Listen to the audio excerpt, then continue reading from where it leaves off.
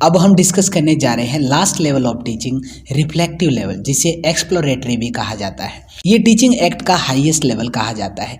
इसे most thoughtful level कहा जाता है और ये पूरी तरीके से लर्नर सेंटर्ड अप्रोच है। यहाँ जो टीचिंग होती है वो कम्प्लीटली प्रॉब्लम सेंटर्ड होती है। अब तक हमने देखा कि मेमोरी लेवल और अंडरस्टैंडिंग लेवल जो थे वो सब्जेक्ट सेंटर्ड थे और ऑटोनमस लेवल जो हमने देखा था वो लर्नर सेंटर्ड था। उसी प्रकार से ये लास्ट लेवल है वो भी लर्नर सेंटर्ड अप्रोच है। यहाँ टीचर जो है वो स्टूडेंट्स का अटेंशन खींचने के लिए एक प्रॉब्लम प्रेजेंट करता है और वो सेल्फ मोटिवेट होते हैं और इसमें अपनी एक्टिवनेस जो है वो शो करते हैं। तो यहाँ पर हम कह सकते हैं कि जो मोटिवेशन की नेचर होगी वो एक्सट्रिंसिक नहीं होगी बल्कि इंट्रिंसिक होगी। इस चीज़ को ध्यान रखिएगा।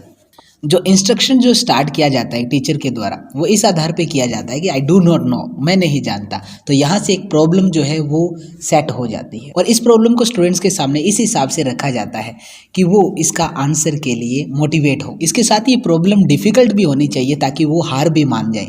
इस वजह से उनकी इच्छा और जगेगी कि इस प्रॉब्लम को सॉल्व किया जाए। अब जब टीचर को पता लग जाता है कि स्टूडेंट जो है वो इस प्रॉब्लम को सॉल्व करने में एक्टिव है तो अब इस इन्वेस्टिगेशन के अंदर टीचर उनकी हेल्प करता है। मॉरिस एल बीजी ने डिफाइन किया है कि इसके अंतर्गत केयरफुल और क्रिटिकल एग्जामिनेशन जो आइडिया का होता है वो जरूरी होता है किसी भी आर्टिकल का नॉलेज लेने के लिए और फिर उसे टेस्टेबल एविडेंस के थ्रू उस प्रॉब्लम को सॉल्व करने का प्रयास किया जाता है। यहाँ पर टीचर स्टूडेंट के बीच इंटरेक्शन भी देखने को मिलता है और डिस्कशन मेथड जो है वो स्टूडेंट के पार्टिसिपेशन को एंश्योर करने के लिए बेस्ट मेथड माना जाता है। जैसे कि ये जो मेथड है वो लर्नर सेंटर्ड है, इसके साथ साथ इसे टीचर स्टूडेंट सेंटर्ड भी कहा जा सकता है क्योंकि इसके अंदर टीचर स्टूडेंट दोनों को ही एक्टिव रहना होता है।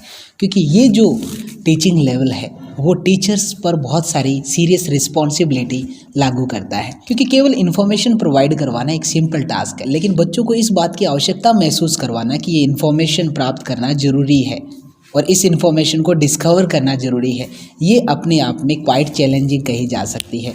ऐसे में टीचर्स के पास reflective thinking, ingenuity, scholarship, persistence, tact, open mindedness और डेमोक्रेटिक लीडरशिप होनी जरूरी है। यहाँ जो सब्जेक्ट मैटर जो है वो हाईली स्ट्रक्चर्ड और ऑर्गेनाइज्ड फॉर्म में नहीं दिया जाता है। इसके अंदर स्टूडेंट्स को मौका मिलता है री ऑब्जर्व करने का और जो कुछ सीखा है उसे इवैल्यूएट करने का।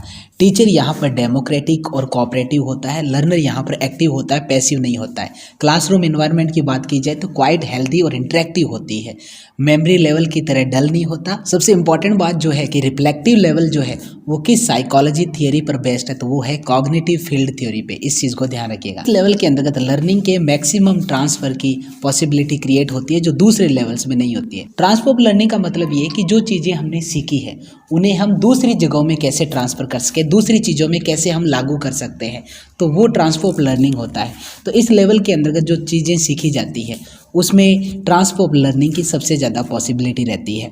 मोटिवेशन की नेचर की बात की जाए तो इंट्रिंसिक रहता है। इसके अंतर्गत जो मेथड यूज़ किए जाते हैं analytic method, discovery method, problem solving method, assignment method और प्रोजेक्ट मेथड, मतलब सारे मेथड जो है वो डिस्कवरी और प्रॉब्लम सॉल्यूशन से रिलेटेड है। इसके अंतर्गत क्वेश्चंस जो रहते हैं वो ऐसे टाइप क्वेश्चंस रहते हैं या ओपन एंडेड क्वेश्चंस रहते हैं। देखिए ओपन एंडेड क्वेश्चंस क्या होते हैं, क्वेश्चंस को दो कैटेगरी में क्लासिफाई किया जाता है, क्लोज एंडेड क्वेश्चन और open ended question. Close ended question का मतलब है जिसका एक ही आंसर हो, एक से ज्यादा ना हो। जैसे कह दिया जाए भारत के प्रथम प्रधानमंत्री का नाम बताइए, तो जवाहरलाल नेहरू, ये इसका एक ही आंसर है एग्जैक्ट, इसे कहा जाता है क्लोज एंडेड क्वेश्चन। और आपसे कह दिया जाए कि भारत के किसी प्रधानमंत्री का नाम बताइए, तो प्रधानमंत्री बहुत सारे हुए, किसी का भी नाम बताया जा सकता है, तो वो होता है ओपन एंडेड क्वेश्चन। तो इस चीज़ को ध्यान रखिएगा। इसके साथ ही ओरल, रिटन और प्रैक्टिकल वर्क जो है वो टेस्टिंग के लिए असाइन किए जाते हैं। तो हम कह सकते हैं कि अगर एजुकेशन का सेंट्रल गोल जो है वो इंटेलिजेंस को डेवलप करना, प्रोड्यूस करना, क्रिएटिविटी को जनरेट करना है, तो टीचिंग के लेवल में रिफ्लेक्टिव लेवल जो है वो सबसे बेस्ट माना जाता है जो टीचर्स के द्वारा यूज किया जाता है।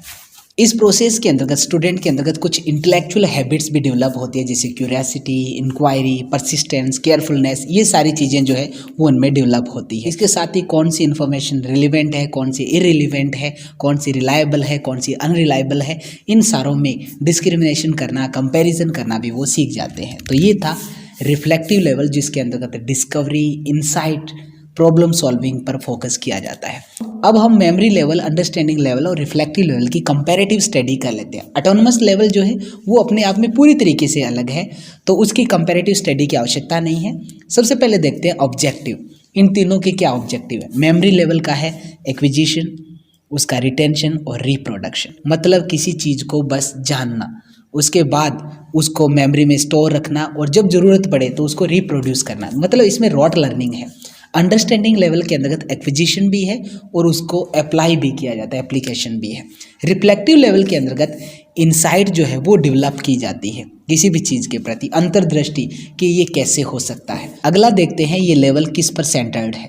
मेमोरी लेवल जो है वो सब्जेक्ट मैटर सेंटर्ड है, अंडरस्टैंडिंग लेवल भी सब्जेक्ट मैटर सेंटर्ड है और रिफ्लेक्टिव लेवल जो है वो लर्नर सेंटर्ड है। रोल ऑफ लर्नर की बात की जाए तो मेमोरी लेवल में लर्नर जो होता है वो पूरे तरीके से पैसिव होता है, वो सिर्फ रॉट लर्निंग ही करता है, टीचर पर डिपेंड रहता है।